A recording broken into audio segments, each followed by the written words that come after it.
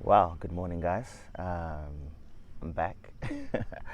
So today we're shooting out from a different location, and we're going to be talking about the process of becoming. This was an interesting phase in my life. Wow, let's get into it. Hey guys, my name is Tindanya Miaro, and welcome to my podcast, The Journey.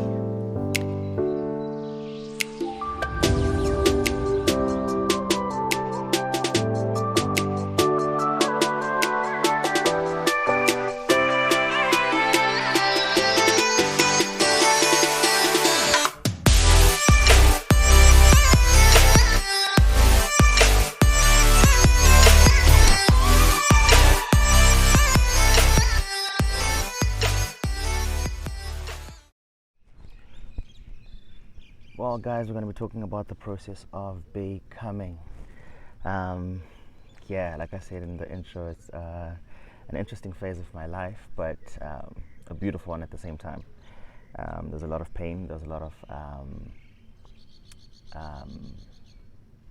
yeah, yeah. It was just a hard phase. Um, didn't last too long, but it wasn't the sweetest of times. But it taught me the best of lessons, which I then used um, in putting treble clef together and just generally putting my life together. So, as usual, started the definition of becoming, which I kind of put together for myself, and I said it's a process of metamorphosis as you transition from one state of mental, physical, or spiritual understanding to another over time, with or without the knowledge of this growth taking place in the present moment. So sometimes we grow, or life teaches us lessons, and we grow without knowing that we're growing, type of situation, because of the moment itself can be painful. But at that time, we're not thinking, oh, this is a growth curve. Oh my gosh, I'm going to enjoy this. I'm going to use this 10 years from now. We're not going to think of that when someone breaks your heart. You're not going to think of that when someone fires you from your job. You're not going to think of that when you get into an accident type of situation and there's trauma that you have to deal with. You're not going to think of all those like little moments there and then. But that process of metamorphosis, that process of transition, is happening. It's happening. You're just not aware of it, that it's actually in this time, in this moment, that I'm learning how to become strong. I'm learning how to become resilient. I'm learning how to not take everything to heart, type of situation. I'm learning to move on and move forward. So for me, that's the process of becoming, rather. So yeah, as we get into it, yo, yeah, pretty interesting time period. I think for everybody, university, for people who go through university and stuff, wow, just seeing these beautiful ducks flying across the dam. Anyway, so for me, university was not the easiest road. Having to focus on my studies, social life, and also release the financial weight of the program for my parents was a difficult ball to juggle, but it had to be done. Like I said before, university can be one of the greatest teachers of life. It will humble you in many ways. I remember one of my best friends was my housemate for the longest time, Wayne.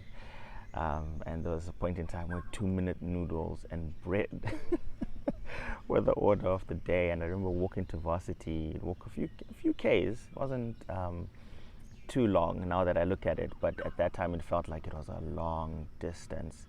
There were many days of late nights, early mornings were now the norm. All these experience and many more were there to help shape me to be resilient, focused, hardworking, thinking out of the box, as well as generate a heart for people who did not have much. So for me, that was my humbling process, coming from a place where I was always sort of taken care of and, I won't say babied, because I wasn't really babied. I'm a lost born, by the way, but yeah, no, stop judging me. I can see you. Stop judging me. I'm a lost born, but I'm not a lost born. If I may put it like that. But anyway, a lot of these situations really shaped me. And now when I see people walking and stuff like that, if I'm driving, yeah, depending. depending on the type of person, a lift can be given. These days, you also have to be careful. You can't just like let any stranger jump into your car. But it does develop that heart for the people. For me, that's what it did. And coming back to the process of becoming, for me, it generally didn't have a starting point. It was a series of events that happened randomly, and some concurrently. You know, it was a combination of pain, joy, pauses in life, accelerations, ups, downs, you know, and repeat process. So it was a combination of a lot of things happening, whether it was at the same time or whether it was one at a time in different periods of my life. But like I said earlier on, you never really see it happening. You never really know that this pain is going to be the catalyst you needed to give birth to a dream you either had, or, crazy enough, a path you've never gone on before. But yeah, it sort of like pushes you to that path. You know, it brings me back to the word. So, like I've said in my other episodes, that I am a Christian, and I believe in God and I believe in the word. It's been a focus of my life. It's been a growth point of my life since day one. But yeah, you know, the process of becoming for me, it's also not summarized, but it's also sort of like pushed by the word in Ephesians 3:20. He, God, will bless you far more than you could ever think or imagine. You know, when you read the Message version, it goes on to say far more than you could ever imagine in your wildest dreams. So wildest dreams there sometimes can be the process. It can be a wild run. It can be a very wild run. You know, I remember my late brother. He went through a divorce, and for him that was his process for certain things in his life that he ended up having, well, not having to do, but ended up getting to do, you know, before he passed on. But that process was wild for him, you know, and a few other things that I couldn't mention. But sometimes our wildest dreams get birthed through the wildest processes. So it's just one of those things where we have to stand strong and stand still, you know, and go through it, you know, and not give up. I spoke about agility in my last podcast, and it comes into play in a lot of these processes that we go through in life.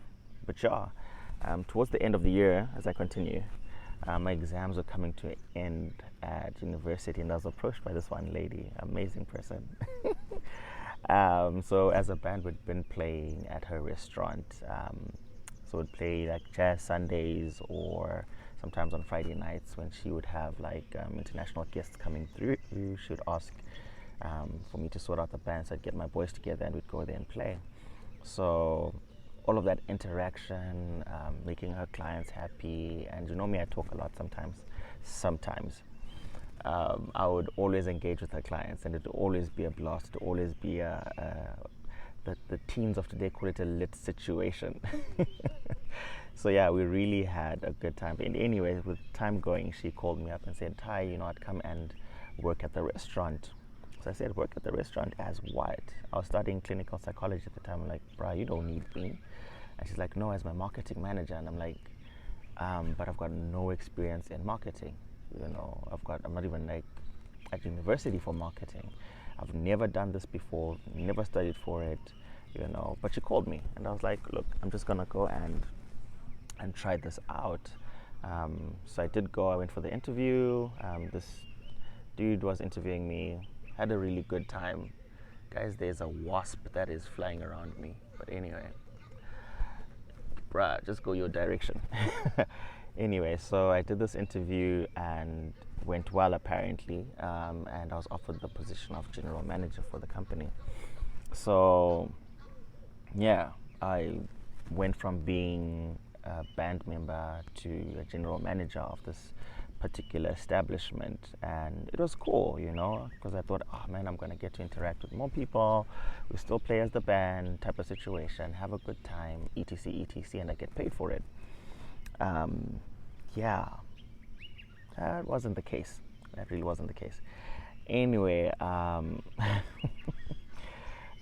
As much as I love the lady who offered me the job, the conditions that came with it weren't as glamorous once I was in it.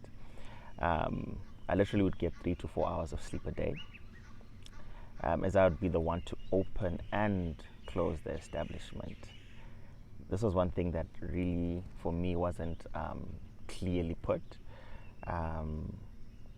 Yeah, and also with the part of but I guess it's the restaurant industry. You don't really get to use your phone during work hours, obviously, for obvious reasons, and being a GM for even more obvious reasons. Needed to make sure everything was running smoothly and keeping the clients happy, entertained, and giving the best experience. So definitely phone is out of the question there, but the hours for me were just not on point. So anyway, this job didn't last long with me. I think for about 5 weeks I pushed it.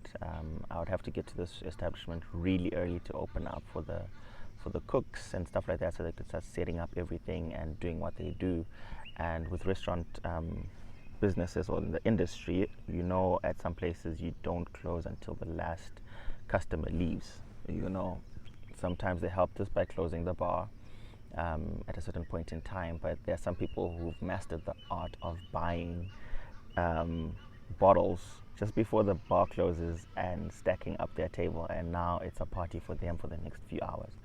So I would probably leave at like midnight, 1 in the morning, and the house I was staying at the time was really fast. It was also like an hour away, so I'd probably get home at like sometimes 1, 2 in the morning, but by 5 have to leave the house again to get back to work at 6 or 6:30 or 7 o'clock type of situation. So it was terrible. I'd have 3 to 4 hours of sleep, get to this place, and it's like pushing the whole day. Yeah, it wasn't the easiest of conditions or work environment for me. From waking up at 4 a.m. daily to make the restaurant by 6:30 a.m. and leaving the restaurant at midnight or 1 a.m. toughened me up. Yes, it was a killer for my body, for my mind, and my social life. Guys, I didn't have a social life, eh? And at the time I was in a relationship, and yeah, it was actually affecting a lot of things in my life.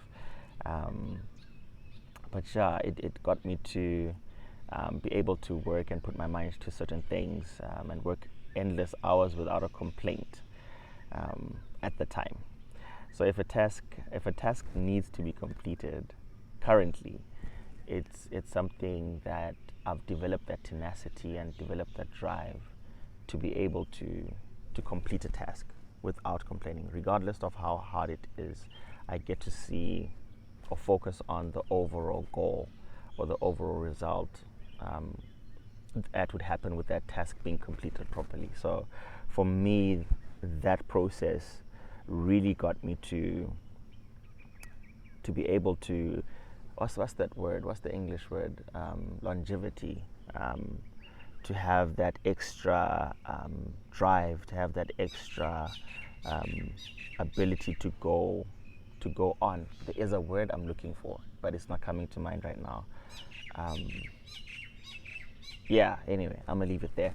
But it gave me that ability to push for longer, and that's what I appreciate from those long hours that I would have to work there. It allowed me to develop there's that word, man, it's not coming to mind.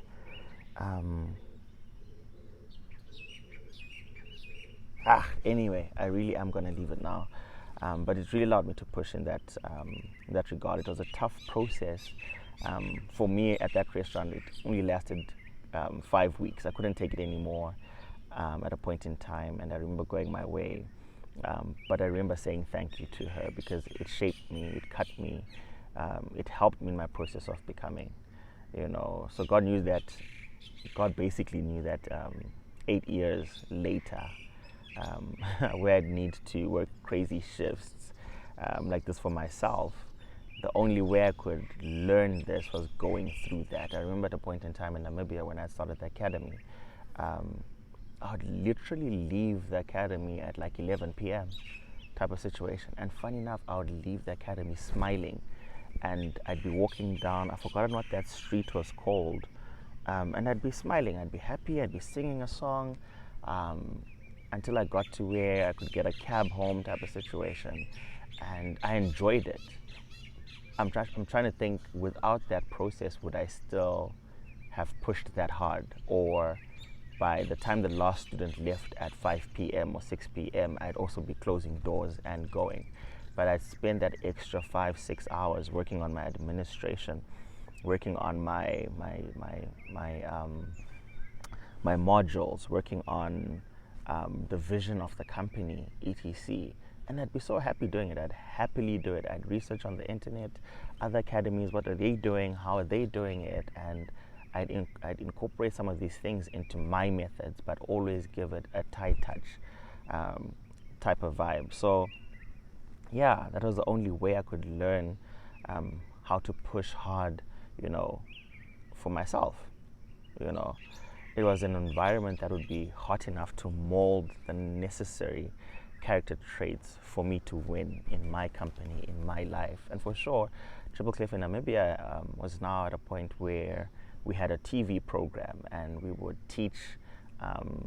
would have music lessons on NBC. There were news articles written.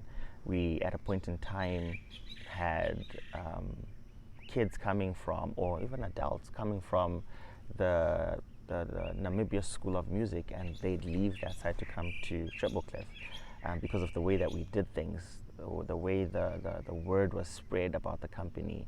All of that stuff came from running things a certain kind of way, by learning through these hard situations, through these processes that were painful, that were exhausting in the moment. But they built that resilience, and they built that tenacity, and they built that drive, within me to get.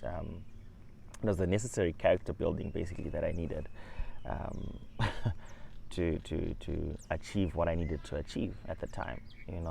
So that process gave me the opportunity to grow, and once I took it into my own hands, it gave me the opportunity to learn about systems, about running a company, and just being able to do research and have the tenacity and drive to push, to learn those things, whether through internet or whether through whatever kind of research. But it built my persona, built my person, to be strong enough. To be strong enough to actually do this after hours, wake up early in the morning at 6, and, and push. It increased the passion, basically, for what I do now, and I don't take it for granted. Tough process, but it built a tough guy, and I appreciate that. I really appreciate that. Another thing that that particular process taught me was being able to say no. I had to get a point where I chose me over a paycheck. Not the easiest of things to do, especially as you're a student or just coming out of university or whatever. But you get to a point where, like, my life is more important than a paycheck, And for me, being that guy who was like a yes man, was I a yes man? I was a serious yes man back in the day, and you could ask me to do anything, even if it was out of my way, I would do it, just to make you happy as a person. A number of scenarios, which I won't mention, where I was a yes person, but this process allowed or taught me how to say no and choose me, over certain things. Being a crowd pleaser, guys, is not it.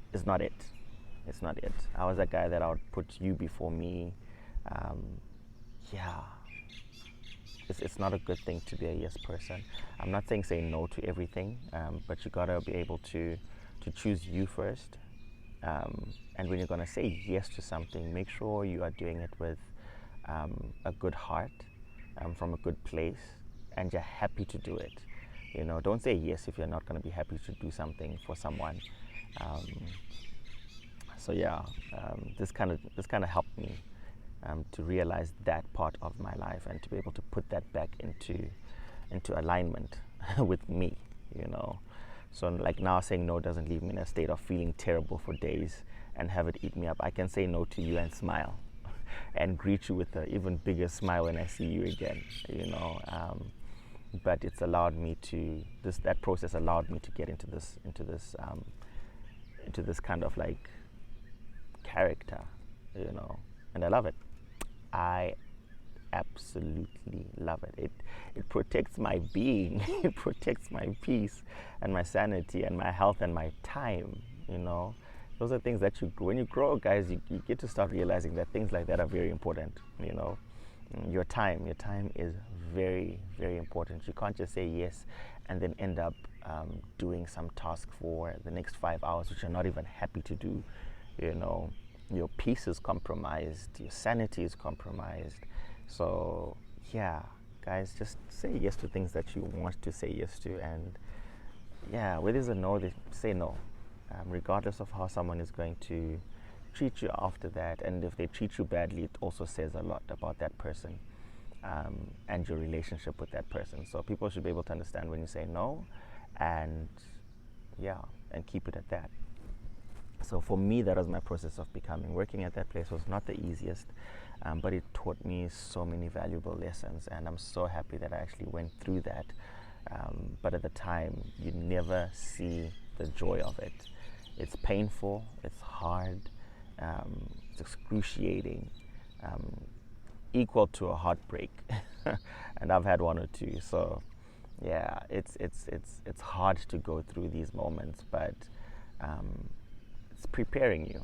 It's preparation time for what you've been, you know, praying for, what you've been hoping for your goals. Goals don't just come served on a platter. No, they're difficult to attain, but the process that you go through builds that tenacity. It builds that character.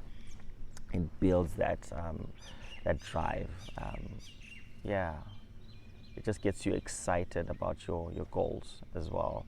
So don't fret if you're going through a process right now. Just go through it, and learn as much as you can in the moment. Try and separate the moment from the lesson, and see the lesson for what it is, you know. And you know, you can build off that, you know. So in my conclusion of today's podcast, I'm gonna read something about becoming that I wrote down. And yeah, becoming is a process. It takes time. It constantly evolves. Till today, I'm still transitioning to be a better me in many aspects. Becoming takes you 5 steps forward, and sometimes you trip and fall 7 steps back. But your ability to step up and keep walking that path will be the nourishment your journey of growth needs to stay afloat. Becoming does not happen overnight, and sometimes people around you will decide to not see it and keep a visual of you in your past life. And dear reader, listener, it's okay. Pausing on the reading, there's a lot of people that will see you go through your process, and it being a rough process, it being a rough time, where you've made bad decisions, where you've been the bad person, you know, you've been the mean person. Some people can be stuck on that, you know, and that becomes their picture of you. But sometimes that is not the end of you. Sometimes that is the process, and you become a better person with time. And unfortunately, some people stick to that other part that they know of you. So don't fret about that. It's okay. It's okay to be the bad person, as long as it's the process, as long as you are bettering yourself, and as long as you are noticing that. Sometimes you don't notice the bad trait, but as long as you're working your way out of it, yeah, as long as you're working your way out of it, don't fret. It's okay. Your growth, your journey, your path of life is for you to understand, you to enjoy, you to partake and love. As long as you can see your growth, as long as you can see the changes that you are working out for yourself, pat yourself on the back and give yourself a shout out for the progress you've made. Life will bring people along that will clap hands with you, toast with you, people that will be the shoulder and fuel you need to reach your destiny. Never lose hope. It's not an overnight gig. It's a lifetime relationship with yourself. The one thing we fail to talk about with the process of becoming is the aspect of self-realization and awareness of self. Yes, it's possible for life to teach you certain things without you being mentally ready or aware that these are the lessons you need or will need with life, with age, with time. We need to also reflect on who we are and accept that there are certain habits and traits that we have that need us to grow out of and replace with more healthy and productive branches. Without self-awareness and being able to accept the hard truth when it comes to where we need to grow, we may find life having to force these lessons on us, and sometimes it's not the rosiest of situations. Taking time out is one thing I've learned. Being able to sit alone and ask myself hard questions and admit where I've gone wrong has helped me in the process, and it becomes better and easier with time. It allows you to forgive yourself and move forward confidently if you have done wrong. It helps you seek forgiveness, and in moments where it's not given to you, it allows you to heal more efficiently and continue with life in the happiest way possible. It allows you to move forward. Remember this always: the process of becoming should never be held hostage by someone else, and especially yourself. Do not block your own growth by giving in to emotions and feelings. Do not be governed by a current situation. Let life and its circumstances come and keep flowing. Retain what you need for growth and let negativity leave. Learn to embrace, manage, and pick positivity from any situation that comes your way. Build that core, build that strength, and watch your journey flourish. I'll end with a quote. Becoming is a process best birthed and bathed in what seems like battles and bad bonds, but eventually bestows beautiful building blocks and blessings for the journey you're on. Quote by me, Tindanya Mayaro. And with that, guys, we are done with this episode of The Journey. Thank you so much, and I hope to have you listening on the next episode, and have a good day. Bye.